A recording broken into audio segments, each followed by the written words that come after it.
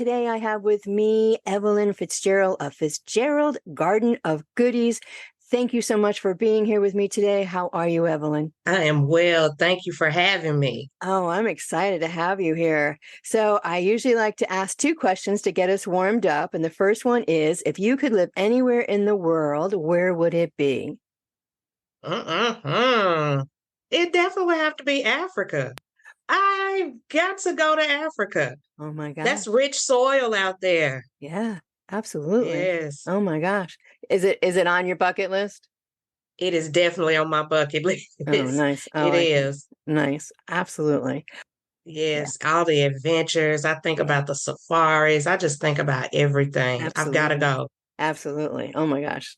And what's your favorite app on your phone and why? My favorite app currently is Cash App. Can you imagine why? Cash App, though, because when you hear the ching, I know somebody has placed an order. So that's the entrepreneur in me. I know if somebody chooses Cash App to pay me that straight cash and you just hear the little coins like, cling, like somebody dropped them on the desk. That's my favorite app right now. I love it.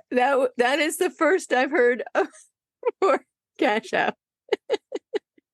All right. Oh my goodness. Evelyn, you are an agriculturist, you are a radio host, you are a blogger, teacher, and you are the owner of Fitzgerald's Garden of Goodies. I don't know where to start to what to ask you first, but who is Evelyn Fitzgerald and how did you grow to where you are today?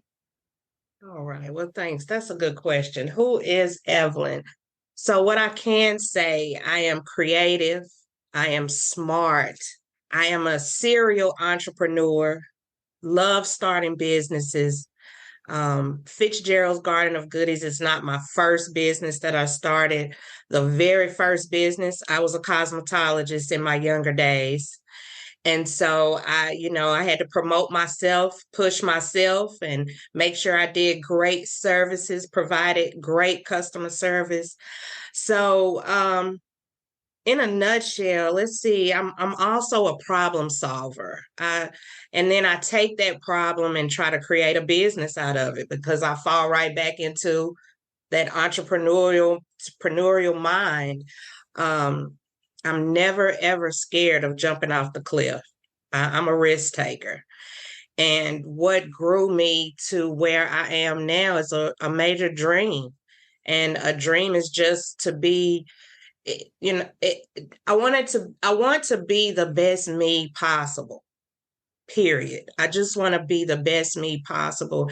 And I've never stopped dreaming from a child on up until now. I'm 49 and I still dream. And I look at who I am now. And because of those dreams, it just made me want to keep just being better and better and better. And yeah, that's me. I'm a caregiver. Uh, that, yeah, You oh my goodness, I could go on and on. you have a drive I and do. most of the women entrepreneurs definitely have that drive, the motivation. Uh-huh. They never stop. They keep going forward. And like you had said that, the problem solver, you hear one thing and you run with it, and you've been running with quite a few things. Fitzgerald Garden of Goodies, how did that evolve? I'll keep it really short. So when COVID, right before COVID, okay, I was the director and operator of We Care home health providers. And I was running into quite a bit of challenges with employees, just keeping steady work. And I was sitting around with a couple of friends. One works at Coca-Cola, one works at another big real estate firm here. And I was basically the entrepreneur of the group. And I said, you know what, y'all, I think I'm going to sell my business. I'm pretty much, I'm hitting a dead end. It was 9 years. And I just said, I'm having some problems with hiring reliable workers. And I think I'm going to sell my business. Well, really, truly, power is in the tongue. So be careful when you say it. He's listening. And COVID happened, and I had to slam the doors of my home healthcare business. Right. So that was January of that year. A group of us was sitting around together, January 2020. And then COVID comes in March of that year, and I could not. I tried to stay open, but the cost of PPE equipment, families calling saying, "Hey, we don't know what this COVID is. We can't allow anybody in our homes," and we didn't know what it was. My husband Right. was saying, "Hey, look, you can't be out with seniors and then think you're going to come home. Right. We don't know what this is." So moving forward, I had to close the business, but then my passion was able to re-emerge, because that's what my heart has always wanted to be in, is ag and farming, or something in nature. It had to be with something in nature. And so COVID was it was a blessing in disguise for me. I know it was a lot of death, but it was a lot of rebirth too with COVID. Absolutely. So birth of Fitzgerald's Garden of Goodies 2020 came in, and it wasn't just the closing of my business, it was watching all the lines of people for food. Yeah. And so I said, "Hey, hold up. I can teach people how to grow." So I started a YouTube channel. And that's how it just kept growing, and it just kept getting bigger. And I said, I want to teach people, and not even teach. I wanted to show, so that I could just inspire them to do it. Because I think you could teach somebody to grow. You have to show them and just inspire them to want to do it. Because you have to want, it's work. Absolutely. So did you It's always work. did you always have that gardening, farming, agricultural kind of tug and pull at you? I have. I have. My dad had me wading in the water, fishing when I was 5. Big old boots pulled up. They probably was his. And I was out there fishing. My grandmother and grandfather, great grandmother and grandfather, they had a farm. I'm from San Diego originally, but my parents moved back to Tennessee with the rest of the family when I was probably like 8-ish, 7 Mhm. or 8. And so the interstate at that time came through North Nashville and took most of my grandparents' farm. Oh my goodness. But at that time, she still showed us, my cousins and I, she still showed us how with little space, you can still grow plenty of food. And she grew all around her home. So I got that from her, as well as my mom grew tons of flowers. Wow. She was the flower lady. We had the best looking yard in the neighborhood. Oh You my know, we goodness. had people asking to stop and take pictures. So That it's been in me. Yeah, that's awesome. Because that brings us, again, fast forward to now where, this generation growing up is attached to the computers, attached to their tablets, attached to their phones.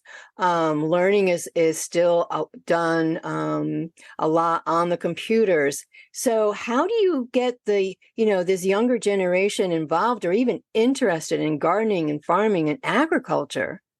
Well, that's a good question for an agriculture educator. There you go. So, so I wave my magic wand, but you know what?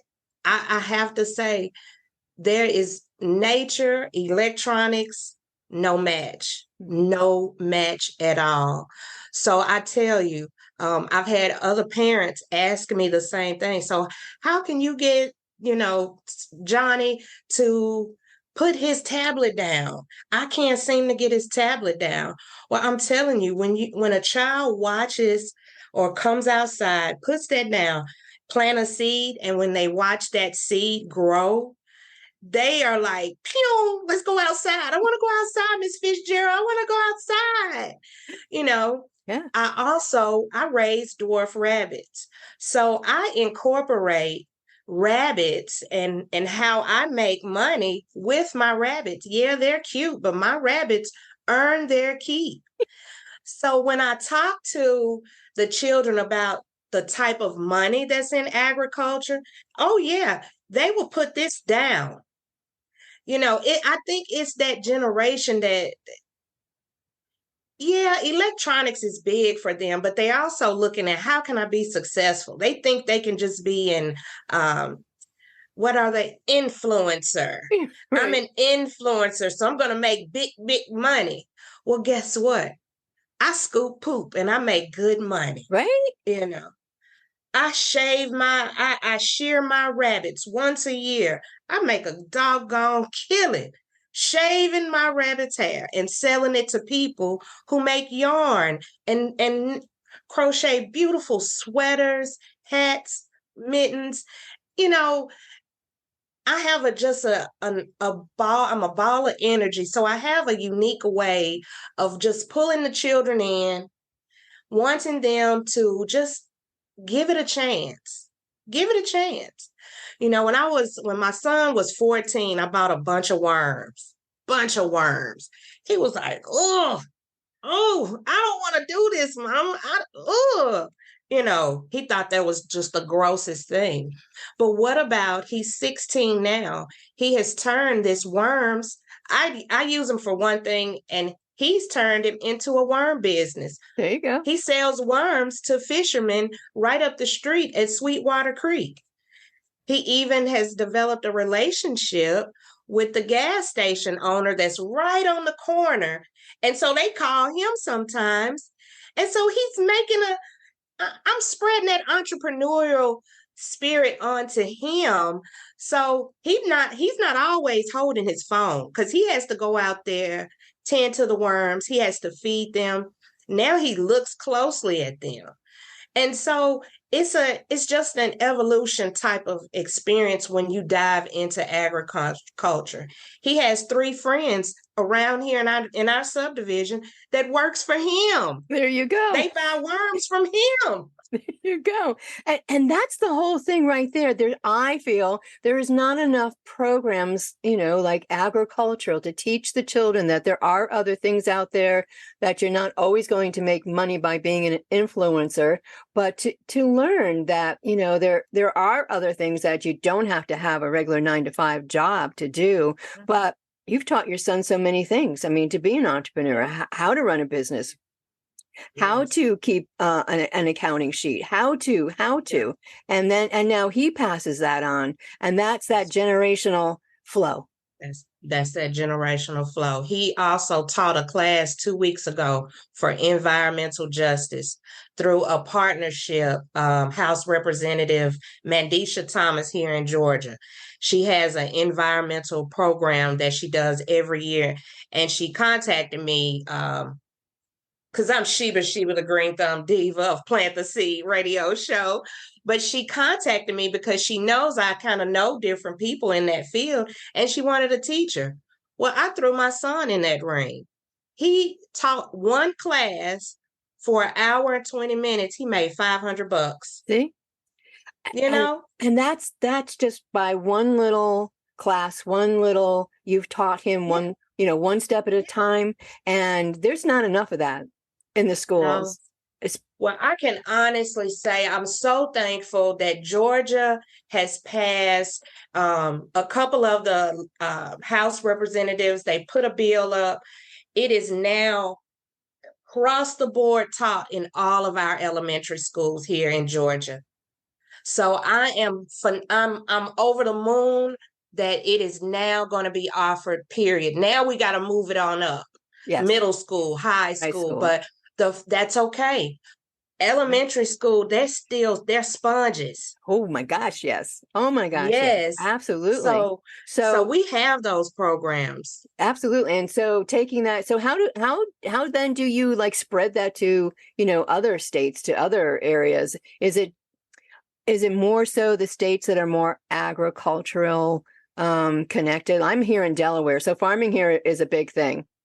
Mm-hmm. But I grew up in Connecticut. Farming's not a big thing up there. But you not only teach somebody to garden and to grow vegetables and other things, but then if somebody has, they don't have the means to buy everything they need or want. Mm-hmm. They're feeding themselves now, and That's they're right. or they're also sharing that bounty with other people. Exactly. And Exactly. that's the other part that this country needs, That's it. right? That's it. Yeah, Togetherness. It's a couple absolutely. of places around here that I do that with. I have an abundance of banana peppers this year. Tons of banana peppers. Well, hey, why not? I sack them up, different sacks. I take them to the different homes or nursing homes or different air. They're not really nursing homes. There's like a day program But here locally. And then I'm also a Georgia Master Gardener. I took a class probably 2 years ago through UGA. So I just stay connected with resources. I use my resources. I think one of the questions, did I have a mentor? I did. He was the guy that taught us um, through that whole Master Gardener course, and he was phenomenal. And he was actually my first guest on my radio show. I know we haven't gotten there, so I won't take over that, but I try to stay connected with people who are resourceful for me, and I'm the same as them. I share my food. I'll call, hey, I have a lot of banana peppers. Where can I go, Kevin? He'll tell me. He'll call me, hey, it's a lady giving away a rabbit. Do you have space for a new rabbit? Sure, Kevin. I'll take him in. So that's what makes the world go round. absolutely, absolutely. You know. And on your website, just in the same vein, Genesis chapter 1, verse 29, then God said, I give you every seed bearing plant on the face of the whole earth and every tree that has fruit with seed in it. They will be yours for food. Yes, he Right? gave it to us. Absolutely.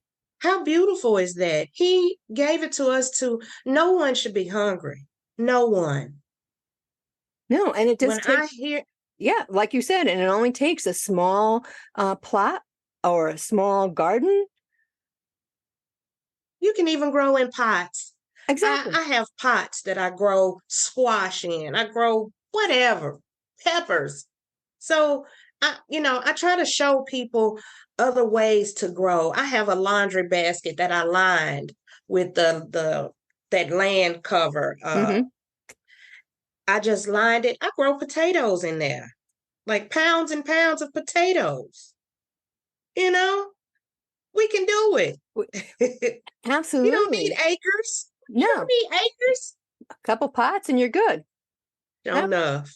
Absolutely. Oh my gosh. So, um, just want to ask a question about women in agriculture. Are there a lot of women in agriculture? It is. It is. I'm a part of an organization led by Dr. Tammy Steele. It's the National Women's in Agriculture Association. Our chapter president, Georgia, here in Georgia, is Noreen Whitehead, and it's full of women. And she's stationed in Oklahoma, actually.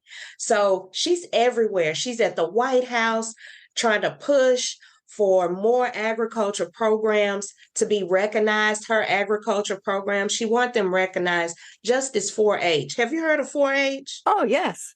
Okay, 4-H. I'm a 4-H kid. So Oh, I grew up with 4-H. And she does the same thing. There's another young lady. She has an HBO show, and her name is Miss Jamila. She's also a mentor here, and it's Patchwork City Farms, and her name is Jamelia Norman. And she's been on HBO, I want to say almost two seasons, 3 seasons now. And what she does, she comes in or goes by someone's home and gives them tips on how to make an edible landscape. And just there's another young lady too that I wrote down, Miss Shantae Johnson. She's of Mudborn Grown. She also teaches you how to propagate. Pinch off a peach tree, start that peach tree from nothing, from a branch, apple trees, things like that. It is women Oh my goodness. I met so last year was my first introduction to at least 30 to 40 women who grow hemp here in the Georgia area. And they create all these different CBD products for joint pain, for veterans. They also offer jobs, employment for veterans. And these are women farmers with like, I met one young lady, she has 160 acres that was left to her. And she was from Rhode Island and she Wow. had to move here to North Georgia, didn't know a thing about nothing, but she's out there putting up fence. I went and visited her land. It's beautiful. She Wow. has cows and she's just learning as she goes. That's the The beauty of women, it. hey, we're Uh, in there now. We're oh, in good. here Oh, good. And you're there to stay. to stay. Yes. I have a question. Did you Hmm. ever have ever have any doubts with any of your businesses? Did you ever feel like, what am I doing? The why never crossed my mind. I couldn't say the why I did. What in the heck am I doing? I probably did say that when I purchased the rabbits and knowing my husband is not a fan of animals. Okay. Ah! So I purchased these rabbits and I first had them inside. And my whole thing why I purchased rabbits, I'm a I'm curious about fertilizer, organic fertilizer. So I did a study, my own study for 1 year, rabbit poop versus this store-bought stuff. So part of my garden was fertilized with the rabbit poop. The other part was fertilized with a store-bought brand, Right. and then the other part was not fertilized at all. Okay. So I wanted to do a comparison with the same crop, with the same type of it's in the same environment, watering. It was sort of like my own mad scientist type of thing. So at that time I was thinking like, but what in the heck are you doing? But it turned out to be so successful because I am now closely working with the Department of Agriculture to actually market my fertilizer. So Wow. I've gone through my first testing of my rabbit poop, and it has to be in a range span. So I'm learning more about that and what to feed my rabbits, what not to feed them, or up their greenery so that I can have a higher nitrogen level. So I'm just like, are you a mad scientist? What the heck are you doing, girl? Do you love these rabbits? But then your husband is looking at you like, girl, what are you doing? How long have you been married? We over 10 years now. Right. But he goes with the flow. There you go. It's never been a doubt in my mind, any of the businesses that Okay. I've started. Okay. Home health care was passion driven, truly passion driven. My grandmother, who had the farm, whose Right. land was taken, she passed away with Alzheimer's. So to go through that whole, she knew me, she didn't know me, she knew me one day, and then she totally didn't know anybody else. That's the most heartbreaking disease. I know cancer is, but to have your loved one not know you Yeah. anymore, Yeah. that it broke my heart to go through Yep. that.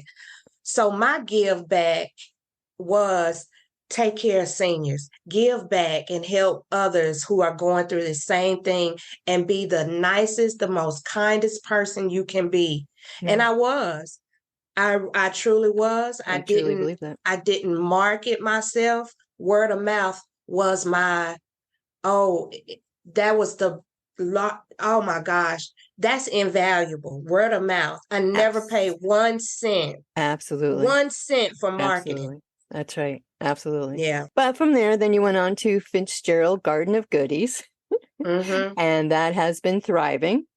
It has. So, what's the premise of your website? And I know Mm-hmm. you have a few things on the website people can sign up for. Yes.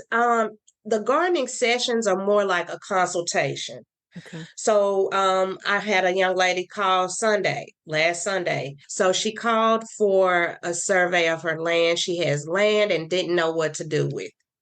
So my expertise comes in. I'll go out, visit her land, give some suggestions, look at shading, where's the light, the most light coming in from the sun. I just kind of survey it, ask her what is she wanting to grow. What is your pantry looking like? What does your family eat? Get a notebook. Let's jot down some things and see what you can grow. Let's see what's native to this area. If it's flowers that you want to grow, I also incorporate I'll take a soil sample. So, like I say, I'm a Georgia Master Gardener, so I run that on up to our extension office and get a test done and see, is it lacking phosphorus? Do you need magnesium? It never tests nitrogen because nitrogen is the first to go anyway. Right. But I'll run this test. I'll get back with that person with my test results, and we just go from there. Wow. So it's a consultation, basically. It's just a walk through the garden or your land, and we see what we can do together. Wow. Oh my goodness. Mm-hmm. So then Fitzgerald, Garden of Goodies, and then how did the radio show evolve from that? The radio show evolved because of the YouTube. Fitzgerald's Garden of Goodies was developed. Then the YouTube happened because I'm like, well, I need to show them what I'm doing so they can see it. But then one day I was on Facebook in this group, and a lady was like, I'm looking for new shows. And I was thinking to myself, an agriculture radio show. How cool would that be to be able to listen to somebody educate you on growing? I talk about agricultural jobs. I talk about school lunches. I talk about dog food. I talk about who's running. I had several candidates come on to the show. Department of Agriculture, I interviewed everyone that ran for that office. Agriculture, my whole message, there is no culture without agriculture. I talk about different bills that are being passed in all states, and not just here in Georgia. Okay. So Plant the Seed radio show was about anything in America that it has to deal with agriculture. I reported about something going on in Alaska. I would talk about whatever's going on in Tennessee, whatever that commodity is. I remember one time I talked about Michigan. There's cherries. Cherries are big up there, and I had no idea. So my radio show taught me entomology. I've researched different bugs and talked about bugs. I just encourage people, don't squish the bug. Find out about that bug. Right. We need that bug. That bug is here for a reason.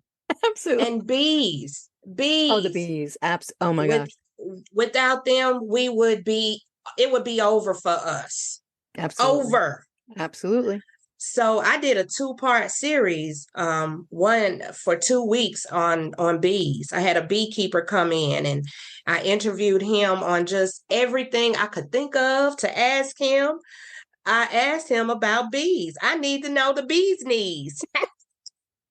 I needed to know. Oh my gosh. I did gardening. I did a poetry in the garden type of series where I had people come in and read poetry that they written about gardening, though. The whole thing was about gardening. Awesome. I had one young lady, she read a poem called Cornrows. Oh my God, it blew me away. Wow. But I try to reach people at their level, right, to bring them into agriculture. Right. So if you're into poetry, come on and listen to the show. And that way I can bring you on in and listen to some more agriculture, Absolutely. Here in Georgia, we had a big thing. A bill was passed last year about raw milk. I didn't even know raw milk was a thing, that it was against whatever for having raw milk. Well, now that opened the door for small farms to make a living. Mm-hmm. They don't have money for the big processing to do what they need to do to get the milk on the shelf. Yep. Absolutely. So it opened the door for these small farmers, and it was just, it was a grand day for them. It really was. Absolutely. So those are the things that I like to talk about. on Plant the Seed. I was just going to ask you, what was the name of the radio show? So you've been on Plant the Seed radio Plant the show. Seed. I like it. And you've been on a hiatus from the radio show, and Yes. you're looking to start it up again. I have it on good authority. Sure enough, I would love to. Teaching took over. See, I teach Monday through Friday, and my show was on Fridays at 10 a.m. And it just so happened the owner didn't have anything on a Saturday or a Sunday, and I was looking to do a Sunday. I kind of did a poll, a survey of my listeners. Mhm. I had gotten up to like 150,000 listeners. And so I sent a poll out. What day is better that they would listen to, a Saturday or a Sunday? So unanimously, everybody was like, Sunday morning. Could you get us on a Sunday morning? She didn't have anything. And so I just said, I'll keep doing it on internet, maybe. I'll try to post things on the social media, but it's not like a set time. I loved it. I do too. did. I do too. Oh my gosh. So before we go any further, where can people reach out to you? Where can they email you? Yes. Okay. So it's a pretty long email address, but if you just go on Facebook, I'm under Fitzgerald's Garden of Goodies, LLC. Plant the Seed Radio Show is also on Facebook. Instagram, it's the same thing. Plant the Seed Radio Show, all one word. And it's F_Garden of Goodies on Instagram. And my website is www.fitzgeraldsgardenofgoodies.com. And you will remember Fitzgerald's Garden of Goodies. That's right, FGOG. That's it. FGOG is absolutely right. Oh my goodness. So just to on the business side, did you write a business plan for any of your businesses? No doubt I did. I'm also a business major, so my professors would be highly upset if I didn't. But I did. The first one was a basic little generic one, but it had out my goals. It had out a mission. I try to make sure I have that because it has to be a GPS to get to the goal. So I did. And I highly recommend creating a business plan for anybody that has an idea. Plan it, or you will plan to fail or move very slow. You need a map. You need a roadmap to get you there.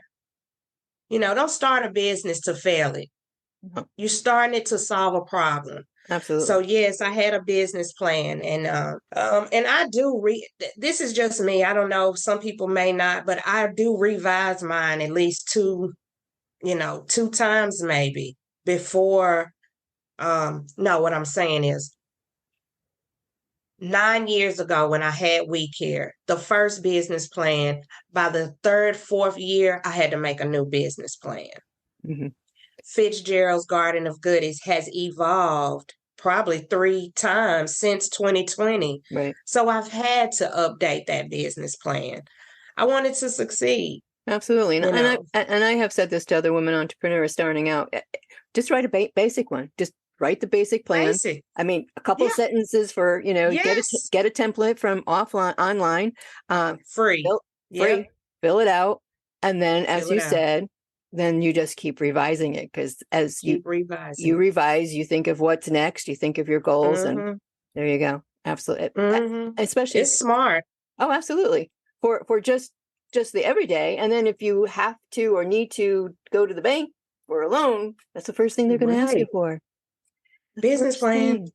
That's it. That's right. And even if you want an investor, you really have to have your investor wants to see, well, what's the plan? Absolutely. That's right. A sponsor wants to see, what's your plan? What am I getting ready to sponsor?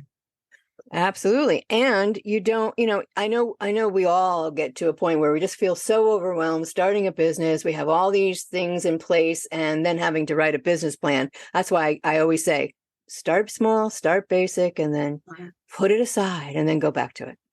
That's right. And it's a lot of free websites. That's what I did. I went online and just Googled and found one, and it was basic. And it asks you, It's already typed out, and Mhm. you fill in the blank. Mhm. Yeah, that's what I use. You want your business to be successful, and as an entrepreneur, sometimes you're diving into this, and we don't have a lot of capital. No, So some of us don't have the capital off the bat. no. So just do something simple, fill in the blanks, and keep on going. Absolutely. I saw on your website you were managing the West End farmers market in Atlanta. Do you still do you sleep? I know it. Goodness gracious, when do I get that in? But the beauty of the farmers market, I I used to last year I was hands on. I was there every Sunday, but now I'm more my number is on the flyer. They call me, I make the moves happen, and I contact the other managers. The lady who runs it, she's ran it for over 30 years. Pretty much I can make the phone calls and I show up when I need to. So the management work on that is pretty much distant. Okay. So I'm just answering questions, making sure payments are made. Um, and I'm also marketing and on the page, helping push that and sending out emails. So that's the beauty of that That's management. I can do I it like that. here. Yeah, Yeah. absolutely. So, did you encounter any obstacles when you were first putting together, your first business, your second business, and your third business? Yeah. Okay. With We Care, I did. I ran into because I didn't know what to do, basically. Minor things like I dealt with home health care. So I had an incident where the children would come in, grown children maybe come in and take medication. Mm, Well, I didn't know what to do mm, because now I'm trying to call the pharmacy and get these people's prescription refilled, but it's too soon. mm-hmm. So those were different things that I ran into, and it just was simple things. That's when that business plan had to be revised. Mm, I need to come back. I need to go and take some classes. I went and took some classes. I hired somebody to help me. okay. Um, Basically, as far who already was in the game, who Okay. already knew home health care. Right. She was an RN, but she also had her own from New York, had just moved here, and she took a liking to what I was doing and the style of home health care that I was giving, and she said, "Let me help you."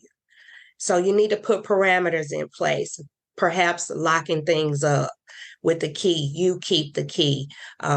But with Alzheimer's, sometimes locking it up and children coming in, it that was my first big problem was medication. I'm So sure. I had to take classes and just find out, Right. what do I do when this happens? Right. What Right. do I do? I found out I have to get a police report. So always stay open to learning. So I did. I always had to keep my uh, I know now jobs say CEUs, your continuous education. So Right. I had to in home health care. That was the first and only major issue that I had with that one. Um, Fitzgerald's Garden of Goodies, I thought my biggest supporters were going to be my friends and family. Not. Wrong. I've had more strangers support me than my own crew. And That was a shocker to me. I've heard that before. I have heard Oh that before. That yep, family and friends are like, no. And I'm like, I'm doing something so positive. Like, y'all eating from me. Y'all calling me, can you make me some strawberry jam and send it to me? Sure. And I'm thinking they're gonna push my radio show. You want to be a guest on? I see what you're doing. No, I don't want to do that. they're like, what? Did you listen to my show today? No, I didn't get a chance to. What? What? Yeah, So, like, yeah, I have had strangers yeah. support me bigger. So, mistake of thinking my immediate crew was going to be, my largest supporter was going to share my products, was going to talk about what I'm doing. No. Nah. So Yeah. naive thinking, It happens. And they're family, so you can't yeah, get rid of them. So, it all works yeah, out. it What all has works been, right? out. Absolutely. What has been one of the most valuable lessons you have learned running your own business? That there really are great people in the world. I, it really is. Um, I'm a crybaby, but it really is good people in the world that want to learn, that also are super duper encouraging me to continue what I'm doing. One of the House representatives, I had to have her on my show last year, and I presented her with a bouquet of roses because she said some things to me. Back here in Georgia, we have a Women in Ag Day at the Capitol. Oh, wow. And I met her for the first time there, and she said, I would like to have lunch with you. Like, me? Wow. Yeah. Wow. And that was one of the connections, though, through the NWIAA, National Women's in Ag. So once we sat down, she knew that I had the radio, and she said, I want to tell you, you're a trailblazer. Don't stop. Stay on the air. We need you. And not only that, I'm the first Black woman to have an agriculture radio show. Like, That we've is spanned out to try to look and find, and no one is doing what I'm doing.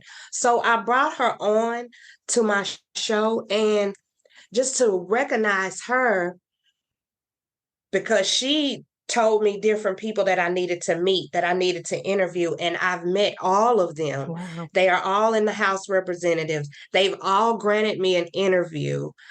So it's just kind people. And I mean, I'm not one political way. They have to be a Democrat, they have to be a Republican, they have to be independent. I've interviewed everyone, and everyone received me so well. I've just learned the value in collaboration. I've learned the value in just staying me. You Absolutely. know, True to your I don't know how to be anybody else. and true to yourself. True, stay true to yourself. And so my passion is here in ag, always have been. And so I just stay true to me. So that is just a valuable lesson, is to stay you. Don't try to be anybody else. It doesn't work. It pays to be you. Absolutely. And Mhm. I am so glad that you are true to yourself and you are you. Yes. Know it. Nobody's like me. So, what advice would you give to another woman entrepreneur just starting their own business? Oh, get you some no's. Get you some no's. They make you grind harder. Um, don't stop when you hear those no's. Just tweak it a little bit and keep pushing. Keep pushing. I'll say it too, to any woman that's pushing forward, being an entrepreneur, stay yourself. Just Absolutely. because somebody else is doing the same thing you're doing, it's still not you.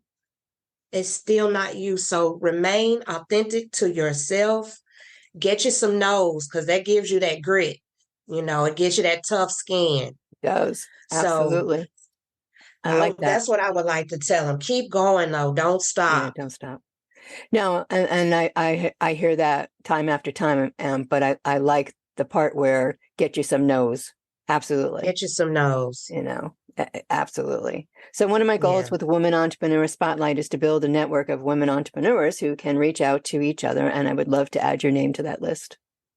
Sure enough. Add me. I'm, Add me. I'm adding you. Absolutely. So let everybody know one more time how they're going to get in touch with you, because they're going to get in touch with you.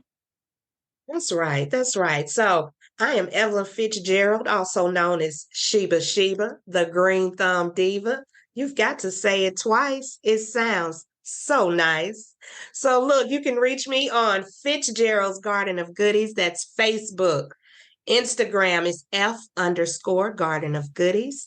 Plant the Seed Radio Show, one word, on Instagram and on Facebook. That website is www.fitzgeraldsgardenofgoodies.com. Thank you. Evelyn, thank you so much for being here with me and telling me all about you, Agricultural Fitzgerald, Garden of Goodies, and everything else that you have done and everything else that's in your future. Thank you for this opportunity. You are It's been a delight to meet you. I was so glad we crossed paths in that in that Facebook group. Me too. So thank you Yeah. again. You are so welcome. All right.